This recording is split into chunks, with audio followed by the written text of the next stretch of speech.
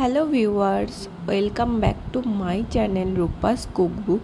তো চলে এসেছি আজকে আবার একটা নতুন ভিডিও নিয়ে। আর আজকে তোমাদের সঙ্গে আমি শেয়ার করব একটা চটজলদি বানিয়ে ফেলা যায় এরকম একটা স্ন্যাক্স রেসিপি। আর এই স্ন্যাক্স রেসিপিটার নাম দিয়েছি ব্রেড এগ রোল। এটা বানানো খুবই সোজা, তোমরা বাড়িতে খুব সহজেই এটা বানিয়ে নিতে পারবে অল্প কিছু উপকরণ দিয়ে। তো চলো তোমাদের সঙ্গে আজকে এটাই শেয়ার করি।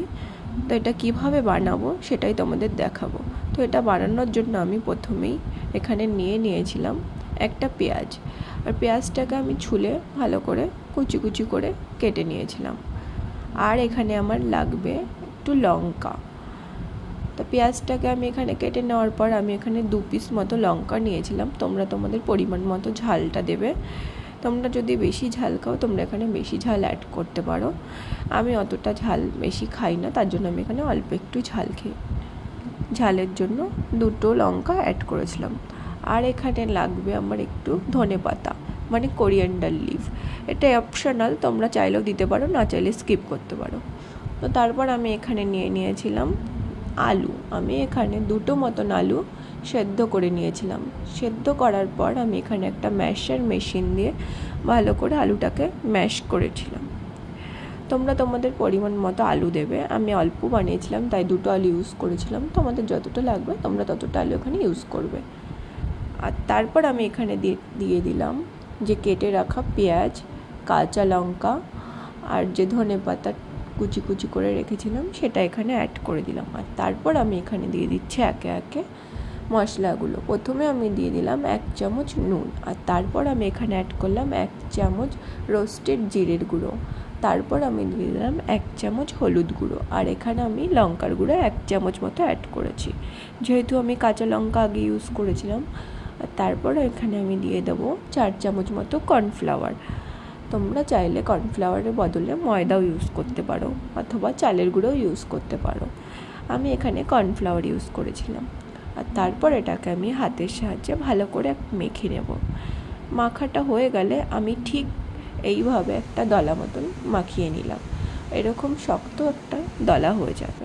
আর তারপর আমি এখানে 4টে মতন ঘরে যে ব্রেড পাওয়া যায়, মানে আমরা যেগুলো ব্রেকফাস্টে ব্যবহার করে থাকি, সেই ব্রেড নিয়েছিলাম আমি 4 টুকরো মতন। ব্রেডটাকে আমি বাটিতে একটু হালকা জলে ভিজিয়ে নিলাম।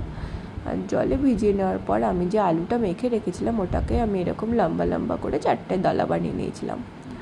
আর ঠিক এইভাবেই আমি ব্রেডের ওপর ওই দলাটা রেখে তার উপর একটা করে রুটি দিয়ে আলতো করে চেপে দিচ্ছিলাম। ঠিক এরকমভাবে আলতো করে চেপে একটা গোল দলার মতো বানিয়ে নিতে হবে। তোমরা চাইলে অন্যরকম শেপ দিতে পারো, আমি এরকম গোল শেপটাই দিয়েছিলাম। ঠিক এইভাবেই গোল গোল করে বানিয়ে নেবে। আমি তোমাদের আরেকটা বানিয়ে দিলাম, তোমরা এইভাবেও ওটা বানাতে পারো। রুটিটাকে মাঝখানে ওই দলাটা দিয়ে ফোল্ড করে দাও উপর থেকে। তো আমার এখানে 4টে দলা হয়ে গেছে বানানো রেডি। আমি পাকোড়াগুলো সব বানানো রেডি হয়ে যাওয়ার পর কড়াইয়ে তেল গরম করার জন্য আগে থেকেই রেখে দিয়েছিলাম।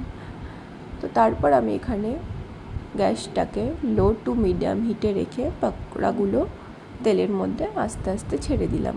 তারপর আমি এখানে আস্তে আস্তে করে পাকোড়াগুলো এপাট ওপাট করে ভালো করে ভেজে নেব। অল্প করে আঁচটা রাখবে, কারণ যদি একবারে দিয়ে দাও তাহলে ভেতরটা সেদ্ধ হবে না, ওপর থেকে লাল লাল ভাজা হয়ে যাবে। তো আমি এখানে অল্প আঁচে দিয়ে ভালো করে ওলট পালট করে ভেজে নিলাম। ঠিক দেখো কালারটা এইরকম লাল হবে। তো এখানে আমি ভালো করে ভেজে নেওয়ার পর তুলে নিলাম। আর তারপর যে আর 2টো ব্রেড রোল ছিল সেটাও আমি এখানে দিয়ে দিলাম। তো এটা খেতে খুবই টেস্টি হয় আর বানাতেও বেশি টাইম লাগে না। আর তোমরা অবশ্যই ট্রাই করো, আর কেমন লাগে রেসিপিটা আমাকে অবশ্যই জানিও। তো আমি এভাবে 2টো ভেজে নিলাম। তারপর আমি এখানে সার্ভ করেছিলাম টমেটো কেচাপ দিয়ে। তো বললে বিশ্বাস করবে না, এটা খেতে খুবই সুন্দর হয়েছিল আর খুবই টেস্টি ছিল। তো কেমন লাগলো তোমাদের এই রেসিপিটা আমাকে অবশ্যই কমেন্টে জানিও।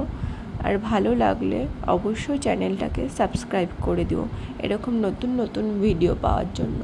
তো তোমাদের আমি এখানে কাট করে দেখিয়ে দিলাম যে দেখো এটা কত সুন্দর হয়েছে, আর খেতেও ঠিক ততটাই সুন্দর লাগে।